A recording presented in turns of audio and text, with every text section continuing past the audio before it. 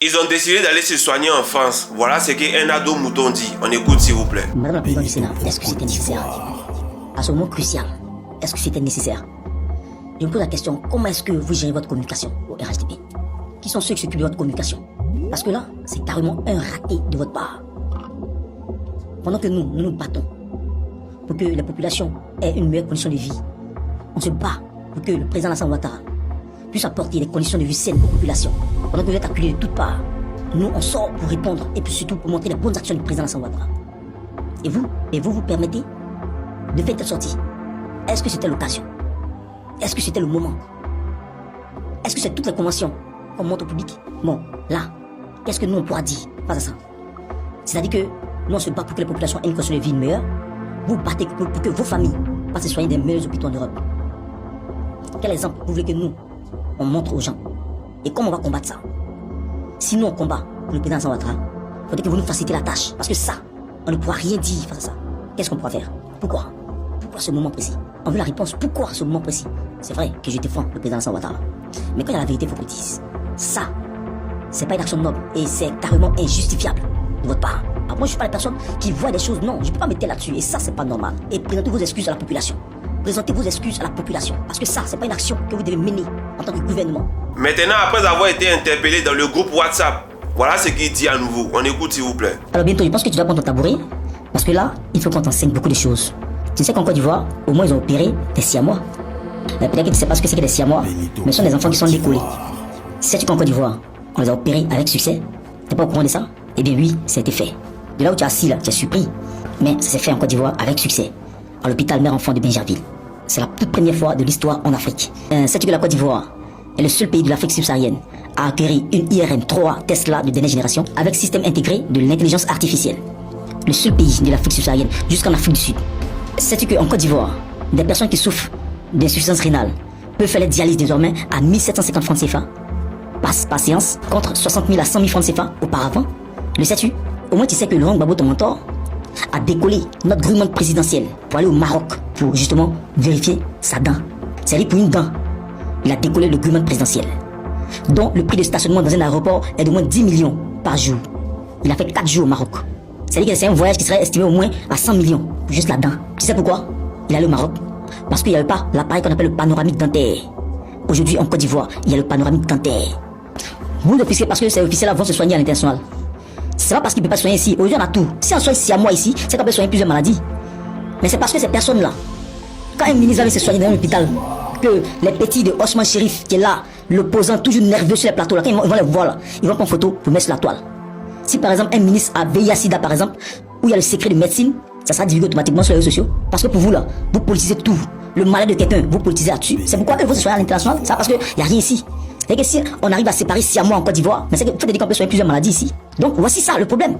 Quand vous allez voir par exemple un ministre dans un hôpital, automatiquement vous allez prendre photo pour mettre sur la toile. On vous connaît. Il n'y a plus de secret de médecine pour vous. Pour vous là, il n'y a plus de limites. Donc ils vont aller se soigner là-bas. Pourquoi? Parce que tout simplement, en Afrique ici, là, il n'y a pas de secret de médecine. Aujourd'hui, il y a 6 000 à 8 000 maladies dans le monde. Dis-moi quel pays qui peut avoir un hôpital ou bien des hôpitaux qui vont soigner ces 6 000 à 8 maladies là. Personne, aucun pays dans le monde ne peut soigner 6 000 maladies dans le monde. Jamais. Donc c'est dispatché dans le monde. Chaque pays a sa spécialité. T'en as rien à foutre frère, allume-le. Vous comprenez maintenant pourquoi est-ce qu'on les appelle les ados moutons. C'est-à-dire que voilà quelqu'un qui dit que le président Laurent Gbagbo est allé au Maroc pour aller placer sa dent, mais pour aller mettre une dent parce qu'en Côte d'Ivoire, il n'y avait pas moyen de mettre de nouvelles dents. Mais laisse-moi te dire que le président Laurent Gbagbo, s'il est allé au Maroc, c'est parce que déjà son médecin traitant, qui était un Ivoirien, lui a conseillé d'aller au Maroc pour placer sa dent. Mais parlons du président Laurent Gbagbo. En 10 ans de pouvoir, combien de fois Laurent Gbagbo s'est rendu en France? En 10 ans de pouvoir. En 10 ans de pouvoir, combien de fois Laurent Gbagbo s'est rendu en France pour se soigner? En 10 ans de pouvoir. Maintenant, dans cette année 2025 là, où on est à peine au milieu de 2025, combien de fois Ouattara s'est rendu en France? Combien de fois? Il n'y a même pas longtemps, on dit que son petit frère et lui, ils sont partis se soigner en France. Il n'y a même pas longtemps. C'est-à-dire que si tu reproches à Gbagbo qui a pris un avion présidentiel, qui est parti se mettre au Maroc pendant 4 jours, et d'après toi, ça coûte 10 millions, c'est-à-dire qu'on a dépensé 40 millions, plus les frais de soins, etc. Moi, j'ai été au Maroc, les soins coûtent pratiquement rien. En Tunisie, les soins là, ça coûte pratiquement rien. J'ai été dans ce pays-là. Donc, je connais comment ça se passe. Les frais de soins ne coûtent pratiquement rien. Tu dis que Gbagbo a pris avion pendant 4 jours, il a garé là-bas, c'est 10 millions la journée, il n'y a pas de problème. Quand Ouattara vient en France, c'est en taxi, il vient. C'est pourquoi vous faites des vidéos sur moi, je ne vous réponds pas. Parce que je trouve qu'on n'est pas le même, on n'a pas le même niveau. Je trouve que vous êtes trop bêtes, vous êtes trop coincés. Voici Ouattara qui a organisé une rébellion qui a massacré des dizaines de milliers d'Ivoiriens, sans compter les centaines de milliers de déplacements, sans compter des gens qui ont tout perdu, des biens matériels et même qui ont perdu des personnes. Le président Laurent Gbagbo était occupé à régler ses problèmes de guerre. Voilà pourquoi est-ce qu'on n'a pas modernisé nos hôpitaux. Mais aujourd'hui, les hôpitaux sont modernisés, dont toi-même tu as dit dans ta première vidéo. Mais le fait est que toi-même, tu ne te plains pas du fait que les officiels ivoiriens prennent l'argent de la Côte d'Ivoire pour venir se soigner en France. Non, ça te choque pas. Ce qui te choque là, c'est pourquoi ces maintenant ils sont venus parler de ça. Ça, c'est ce qui toi te choque. Le fait qu'ils prennent l'argent des Ivoiriens, le fait qu'ils se vendent de la carte CMU, le fait qu'ils demandent aux Ivoiriens de prendre la carte CMU pour se soigner tous les jours. Mais eux-mêmes là, ils fuient les conditions hospitalières de la Côte d'Ivoire pour venir se soigner en Europe ici. Ça ne te choque pas. Mais ce qui te choque là, c'est le timing dans lequel ils ont choisi pour parler. C'est ça qui te choque. Vraiment, ils congolotés.